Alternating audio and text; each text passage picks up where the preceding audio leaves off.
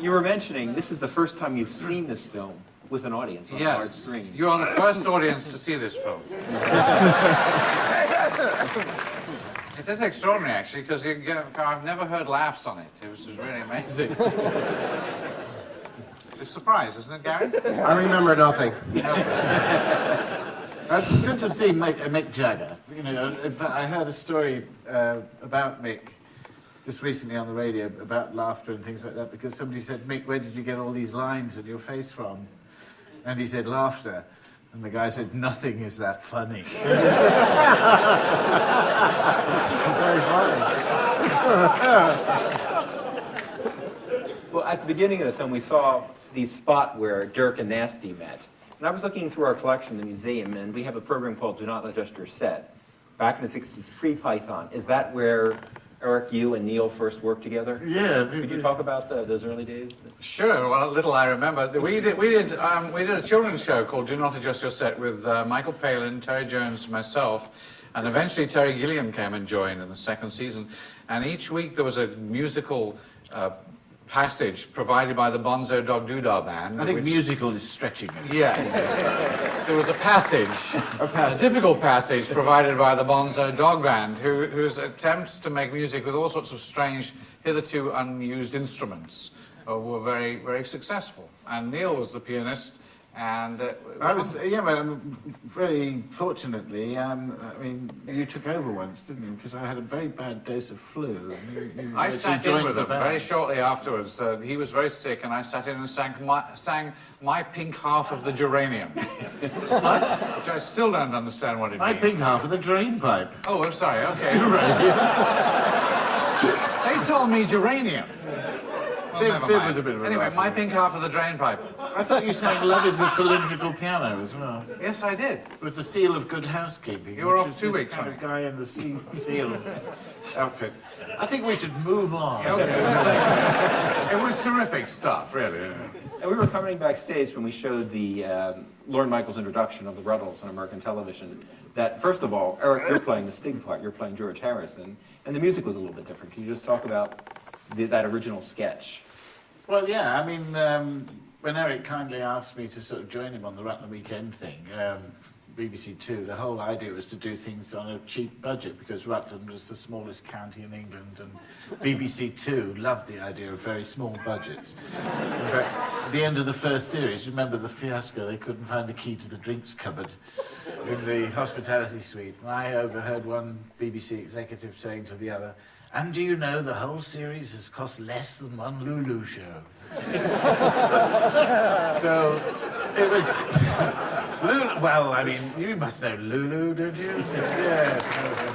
Anyway, so yeah, it sort of came about. You know, it looked like a cheap way of parodying the Beatles of doing Hard Day's Night in black and white, speeding up the film. What used to happen is that I used to write the show, and Neil would send me tapes of songs he'd like to have, included, and I'd try and write links that come in and out. And he just sent me one which was just so Beatley. It was fantastic that we had the idea to do the Rutles from it, and I got the idea of the joke of running away from camera. And that's how that thing evolved. And I had to say something, so I wrote all of the thing about the Rutles, And then later on, I went on Saturday Night Live to host it. And Lorne Michaels, whom we should acknowledge as the executive producer of this, who got us all the money to make it all, said, show that clip. And we just got all girls would write in. The switchboard was flooded with responses to the Rutles. You remember the thing was that at the time somebody was offering millions of dollars to get the Beatles back together, so Lorne was offering $3,000. And George Harrison came on the show, and Lorne's got the money waving it. So, all this can be yours, George. And George is saying, all of it for me? So, well, no, you have to share it with the others. But maybe you don't have to tell Ringo. That's so it was quite a build-up to it, really, wasn't it? And Ricky, how did you join? Speaking of George Harrison, how did you become Well, Stig? I had met Eric in Barbados, and he simply asked me if I wanted to be a Ruttle. And I found myself in the middle of this madness. It was absolutely wonderful fun. We should say, I should say, because I was the last person to speak to him a few days ago, but I really do miss the fact that John Halsey, Barry Wong can't be here tonight. Because I tried to persuade him to go, but he's in a highly successful gig at the moment. He runs Barry Wom's pub in Cambridge. No, it isn't called Barry Wom's pub. It's called the Castle Inn in Cambridge, and it was just too difficult for him to get away at short notice. But he sends his love. He sends his love to everybody who remembers the cigarette trick and being two separate hairdressers and all that. He's a wonderful guy. I think he's the world's funniest man, actually, Barry Wom. He's good. He's damn good. But it's only foot and mouth disease, actually, is the answer.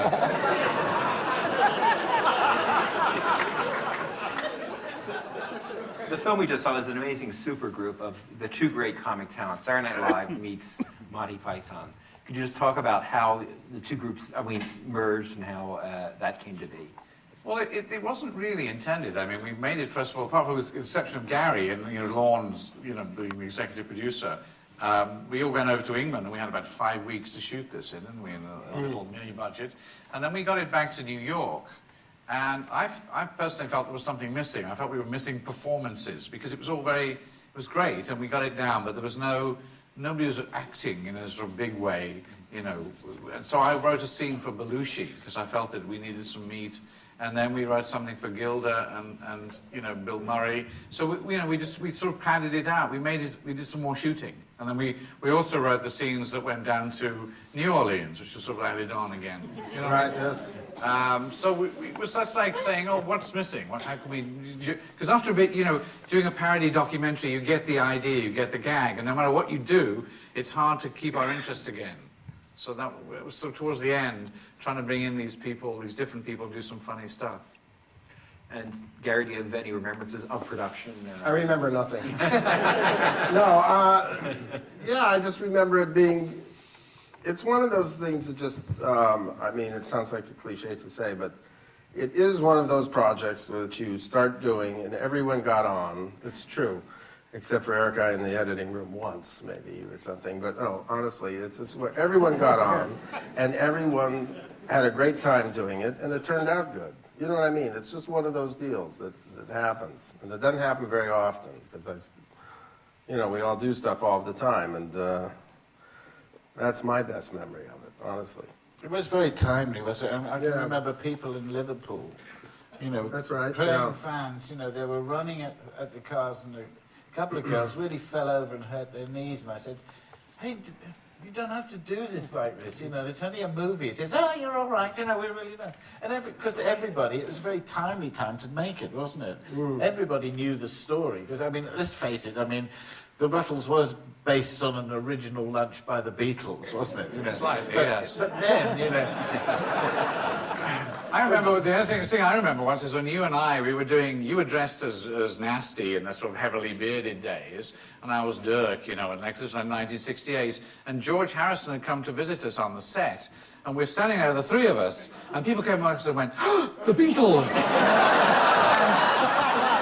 They asked us for our autographs, and they ignored George.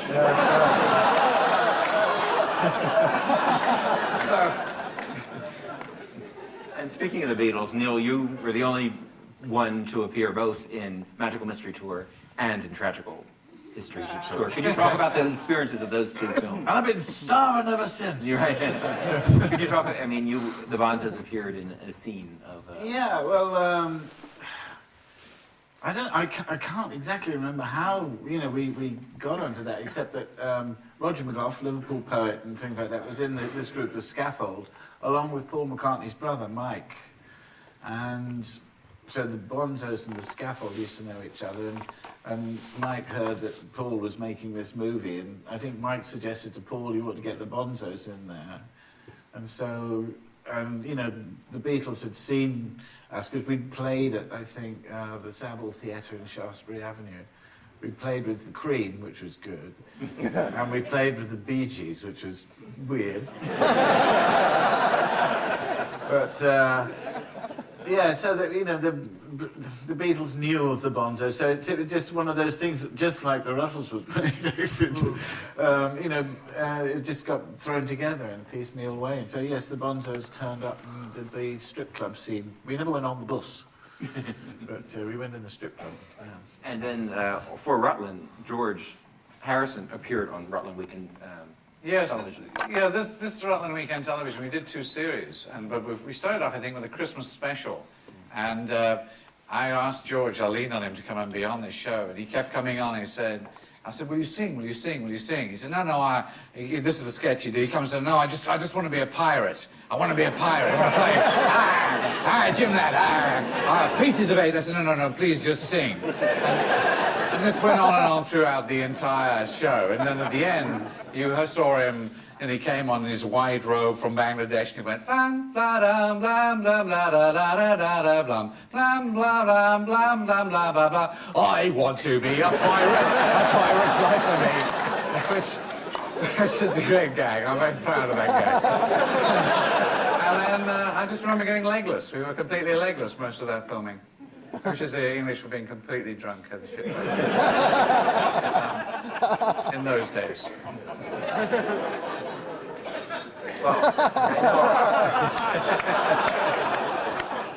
I know our audience has questions. This is what we're going to do. We have 2 microphones, so I'll pick 2 people out. And just wait until you get the microphone and then ask your question. A lot of hands. Begin right here and right over here. You first. Wait for the microphone. Where's the microphone? Who was sitting on the microphone? Whilst the microphone's coming, I'd just like to acknowledge John Altman, who's in the audience tonight, who did all the arrangements and all these Ruttle parody arrangements for both the first and the second Rutles album. So, John, where are you? Please stand up. Thank you. We'll stand up for John. Yes, John. Whom I didn't recognize. Okay, we have the first microphone over here, and then the second one coming. Yes. Yes, sir. Whoever has the microphone, please speak. Hello? Okay. Whoever's got the Yes. microphone, this petty pilfering has got to stop. Okay. We can have. We'll start over here with. Just sing a little. Go ahead, sir. Okay, I got 2 quick questions.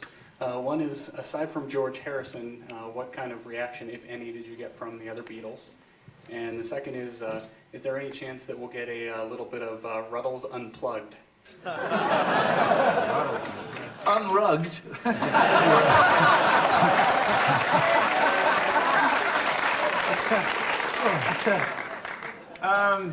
Reactions from the other Beatles. I know Paul wasn't too impressed with your Dirk. No. It's true, I met him and he was a bit standoffish. But Linda loved it, and she kept saying it was hysterical, and she adored it, every minute of it. And then he found out I was from Wallasey, which is near Liverpool. He said, oh, it's okay, he's one of us, he's from Liverpool, it's okay. And somebody asked John, when he was living in New York, what he thought of the Rutles, and he replied by singing Cheese and Onions. So Ringo said he liked it after 1968. I never really understood that, but we did. When Neil and I were actually at George Harrison's house in August, and Ringo and George were there, and George picked up a guitar, and he and Ringo started to sing "Ouch." It was just so fabulous. But a very laid-back version. Very laid-back version of "Ouch." And I said, well, there's 2 Beatles and 2 Rutles. Let's form a group called the Brutles.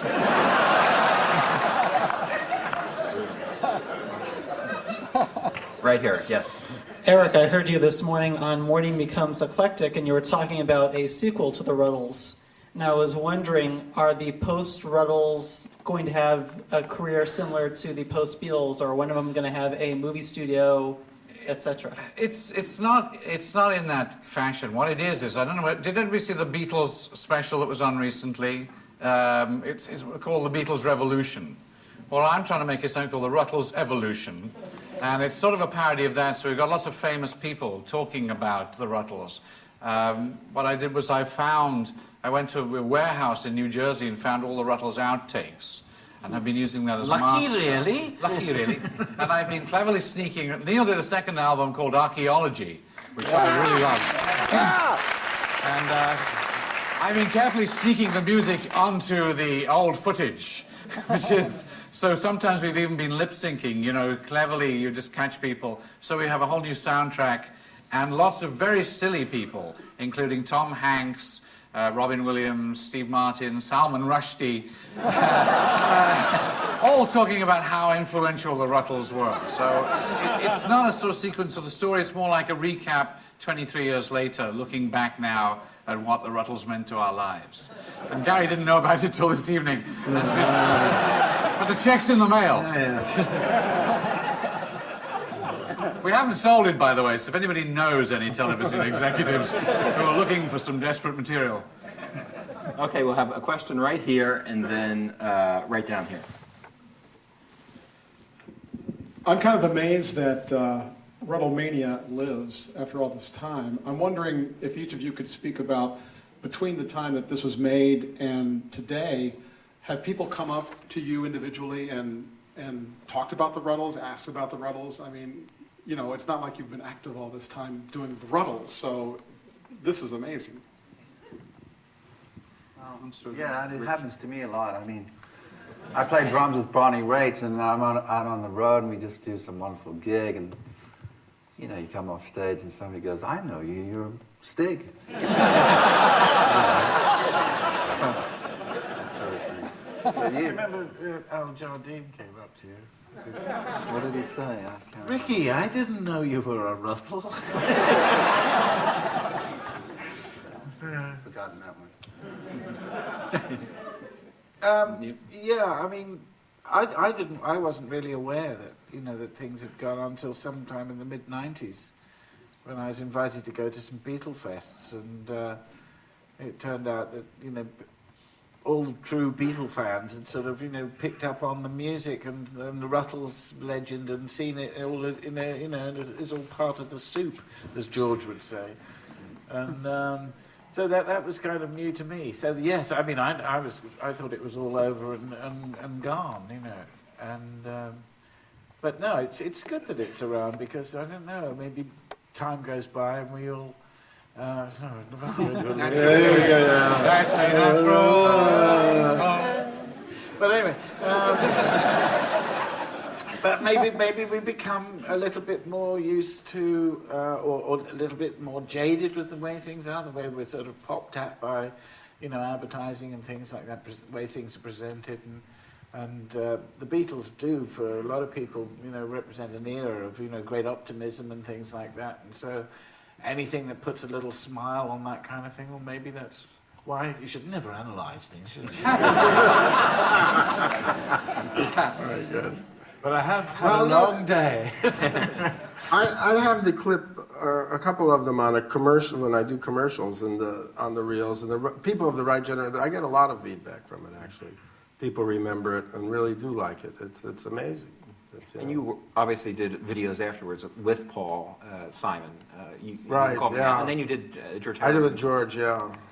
George should be spoken about. He was really around and for this thing, by the way, in those days, when he was closer to being the Beatles. Do you remember the one time in your kitchen when he was there and we were making fun of the, I don't know, we were doing some scene, and I just remember him saying once that he was there strumming the guitar. I forget. I remember it being in your kitchen, though, and he finally said, come on, you guys. I mean, you know, we were the Beatles. And then he sat for a second. He says, screw it. I don't care. But he was around and really, really instrumental in being positive and great about the whole thing. So. Yeah, I think in many ways, I think of it, because of what George's input was as well at the time, it was a kind of semi-official biography of the Beatles. Yeah. Because remember, we looked at the footage that Neil has. right. There was damn depressing. There was a Beatle film which was called The Long and Winding Road, which was never released because none of them could ever agree what to put in or cut out. And it was an assembly of all the Beatles story, and he showed it to us, and it was wonderful. And they would never agree. They couldn't possibly put it out. So this film is a sort of parody of that film, which never came out. And a lot of what it came out eventually in which one is it? Anthropology, right? Anthropology. What? Anthology. Anthology, thank you. Who cares? It's analogy. Yes, analogy. I get so confused. A lot of that is also now revealed to be, you know, what we were parodying in the first place. And I think the nicest thing that George ever said to me is he said to me once, if we'd known we were going to be the Beatles, we'd have tried harder.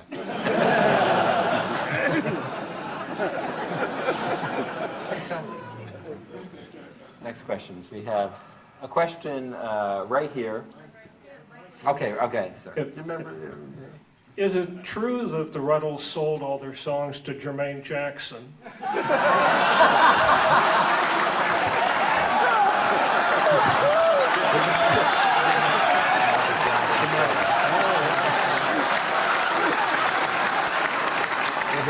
And that he's been trying desperately to give them back ever since.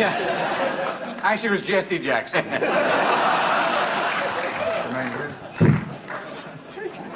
Yeah, I think it happened around the same time as Barry's wedding. There's a lot of confusion going on. Okay, yes, sir. I've always said that the more you know about the Beatles, the funnier this movie is. Were there any jokes or scenes where you just thought no one's ever gonna get this? I don't know. I think my favourite scene is Gwen Taylor doing Mrs. Mountbatten, Mrs. Iris Mountbatten. Yes. That is such a wonderful performance, and she also plays Chastity. She plays. She plays both of those roles. I mean, she's an extraordinary actress who was with us on Rutles Weekend Television. I know that doesn't answer the question, but it avoids it.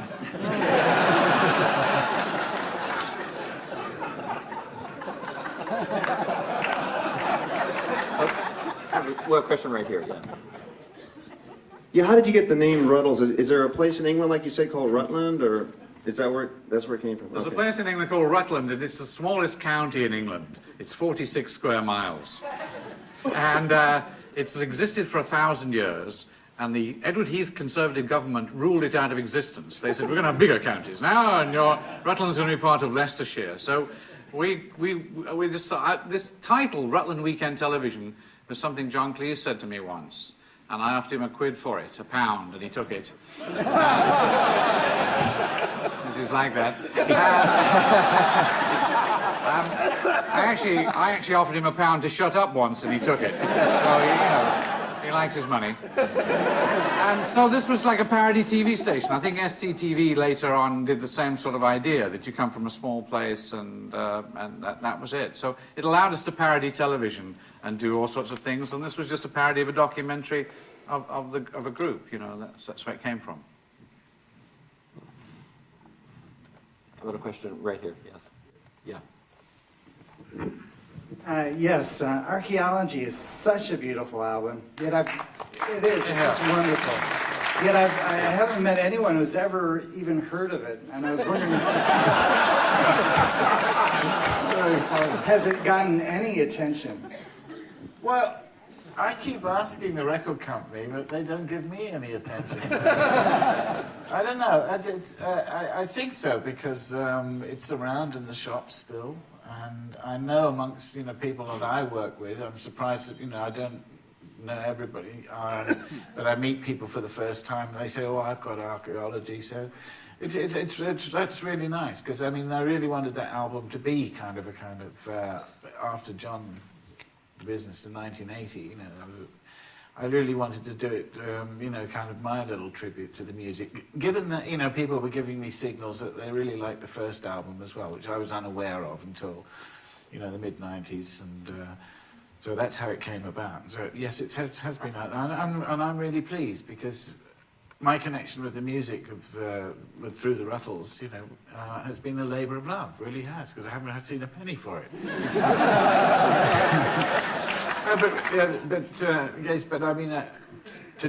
To write the songs, it was a labour of love, a genuine labour of love, true admiration for the Beatles' music, and all I had to do was write Beatles music and leave out the originality and inspiration. You're too modest. I think the music is fabulous, and I love the album. I listen to it every day because we're editing it into the new show. Obviously, we have he doesn't know that we have a nice new soundtrack for our show. And it's really fabulous. And I think what happens is a very interesting thing in the brain. The show.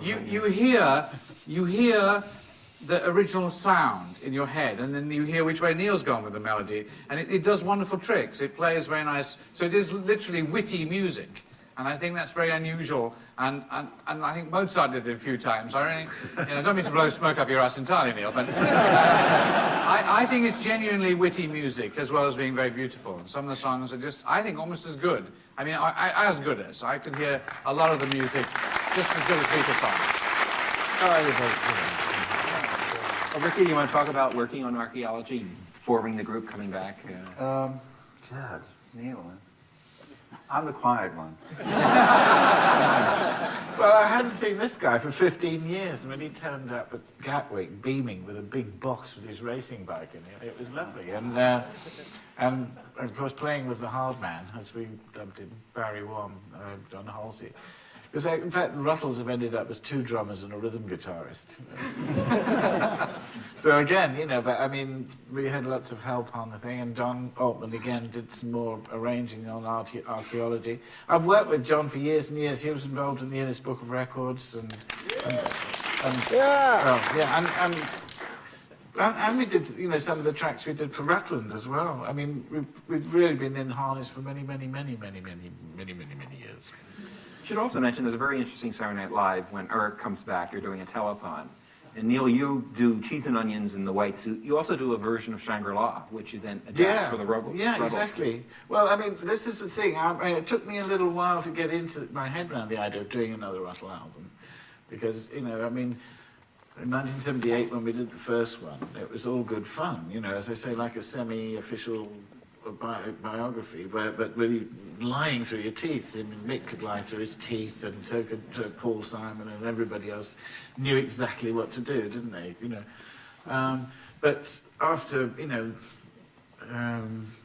after 1980, I mean, where's the fun in that if you go too closely to the Beatles story? So I went down to see George Harrison. And I said, well, what do you think about, doing some more Ruttle things? And he said straight away, oh, which one of you is going to get shot? And, no, it's hard Beatle humour, but I played him some of the songs, and he was sort of trying to think, what's this one like? Because the first album obviously had to be a kind of soundtrack signpost. It needed Ouch, it needed Piggy in the middle, it needed sort of very kind of the sort of thing that attracts lawyers.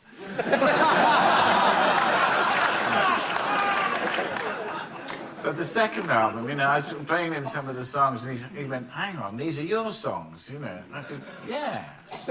Like Eine kleine middle class of music. And he said, well, don't be shy, So it's, George was very encouraging. Okay, we have a question right here, and right here, and then one way in the back. Yeah, I just wanted to know who did the animation for the Yellow Submarine sandwich sequence. Oh, that was my friend Tony White. He did a terrific job on it, didn't he? I mean, you didn't know him. It was wonderful in a way, because we were all too busy making everything else, and said, well, what have you got? And then, wow, it wasn't bad at all. And of course, he actually, like just about everybody else connected with animation in London, had worked on the Yellow Submarine. So he knew all about it from the inside, and so yes, I thought he did an incredibly good piece of work on it. It's beautiful. Yes, back there. I had a question about the music. I was wondering, were there ever any legal difficulties involving any of the songs? I mean, none of the songs were really outright parodies, but a few of the melodies came pretty close. I was wondering about that. Well, do you want to talk about this, or do you want an intervention? It was claimed. Yeah, I can remember at the time, that the people who were then publishing Northern Songs, I think it was ATV. ATV, Lou Grade. Lou Grade.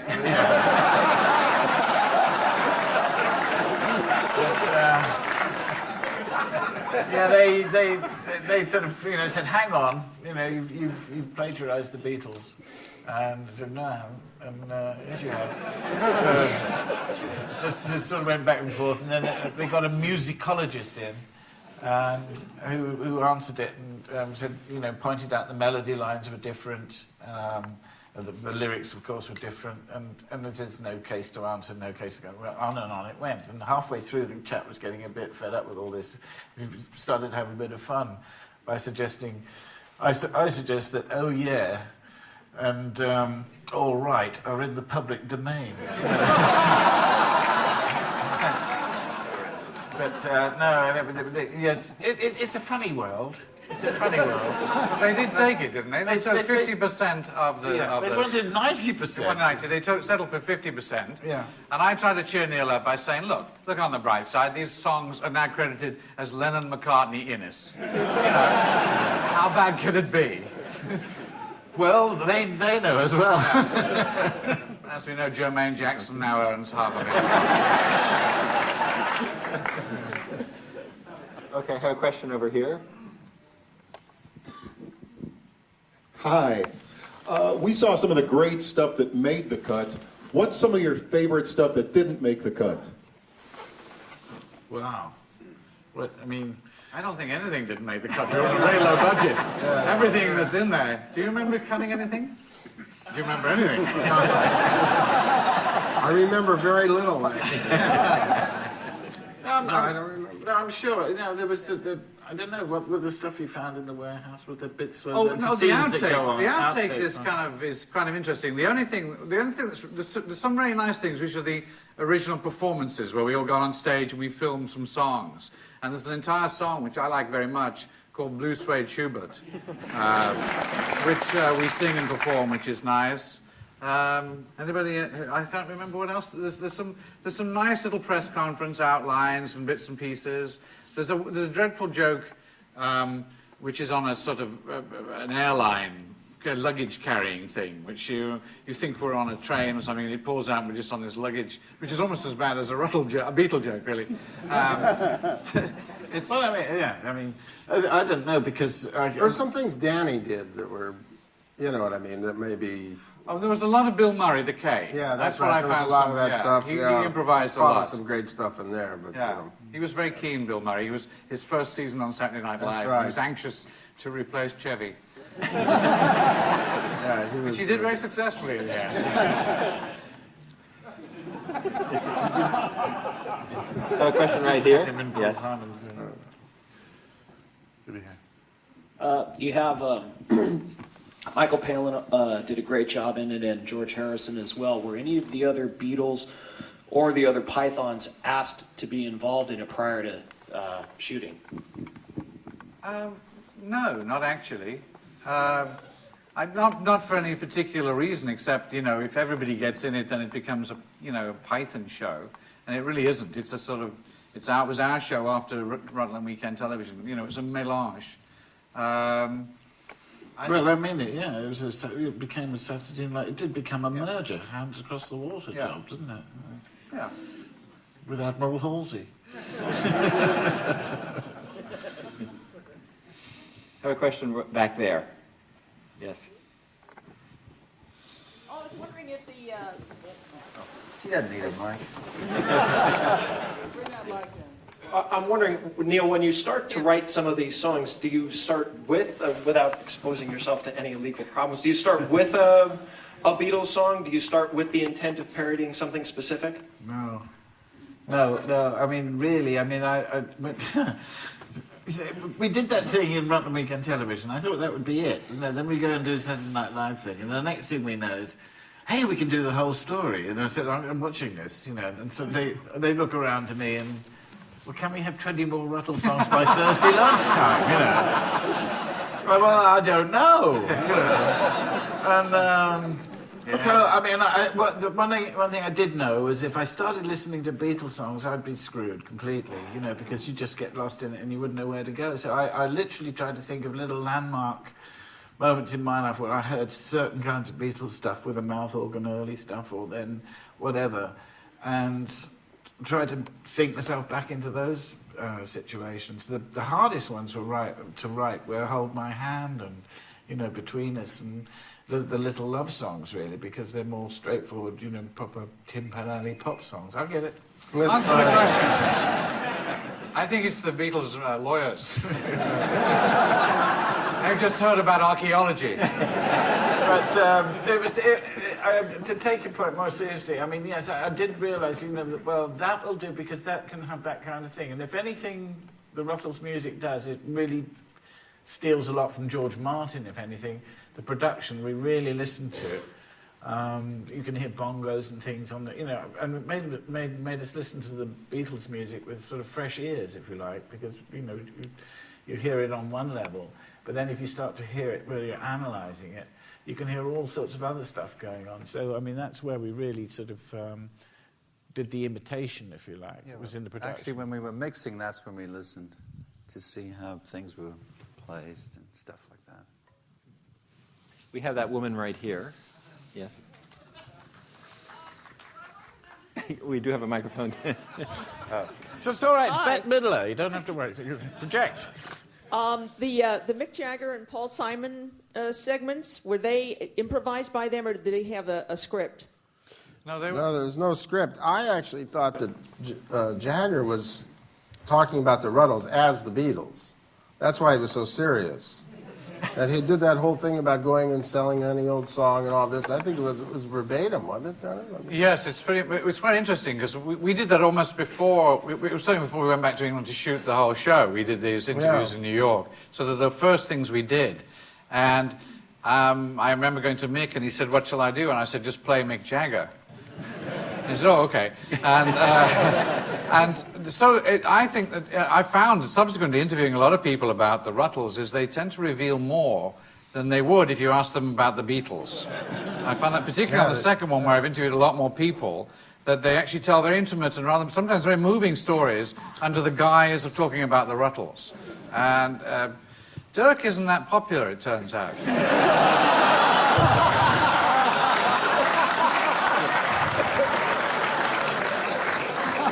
You know that there's a comedian around called Rod Hull, and he had this emu thing, which is a bird, And the thing was, there is a point to this, and it isn't just jet lag, I'm sure. But you see, when you've got something like that, you can do all sorts of, whatever things that you wouldn't do normally. You see, but I did, never mind. But if you've got a character to be pretending, you can pretend. You can do all this pretending thing with, if you've got... The point is, Neil, what? Mick can lie happily about the Rutles, pretending, but telling real Beatles stories and real things from real life. So can anybody else, and that's more or less what I did on the songwriting as well. I sort of slid into, and it's good fun to copy. And in fact, I do think that ruttle ought to become a verb. Yes, Neil actually sent me a definition of the word to ruttle, which I love. Which is to copy someone you admire, brackets, especially in the music business.